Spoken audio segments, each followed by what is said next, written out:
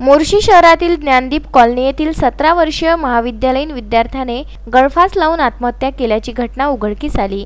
याबाबत शहरात एकच खळबळ उडाली। शनिवारी व रविवारी मोर्शी शहरातील कोरोनाची साखळी तोडण्यासाठी जनता कर्फ्यू असल्याने सर्वत्र शांतता होती। मोर्शी शहरातील ज्ञानदीप कॉलनी येथील प्रज्वल अशोक कवाने हा विद्यार्थी RR लावटी विज्ञान महाविद्यालयात इयत्ता 12वीला शिकत होता। त्याने इयत्ता 12वीची परीक्षा सुद्धा दिली होती। 12वीच्या निकालाची घोषणा उच्च माध्यमिक शिक्षण बोर्डाने शुक्रवारी केली होती। इयत्ता 12वीचा निकाल दिनांक 31 जुलै रोजी जाहीर करण्यात येणार होता। प्रज्वल कवाने याचे आई वडील काही कामानिमित्त बाहेरगावी गेले असल्याने बहीण मैत्रिणीकडे गेली होती। घरात कोणीच नाही या संधीचा फायदा घेऊन प्रज्वलने राहत्या घरात पंख्याला गळफास लावून आत्महत्या केली। मृतकाची बहीण मैत्रिणीकडून घरी येताच तिला प्रज्वल फासावर लटकलेल्या अवस्थेत दिसल्याने आरडाओरडा केल्याने परिसरातील नागरिक गोळा झाले। याबाबतची सूचना मोर्शी पोलिसांना मिळताच पोलिसांनी घटनास्थळी पंचनामा करून मृतकाचे उपजिल्हा रुग्णालय येथे शवविच्छेदनासाठी पाठविण्यात आले आहे। पंचनामा दरम्यान मृतकाच्या खिशातून चिठ्ठी सुद्धा आढळून आली आहे।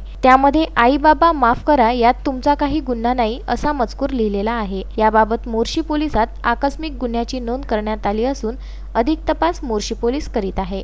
संजय गारपवार, विदर्भ न्यूज, मोर्शी।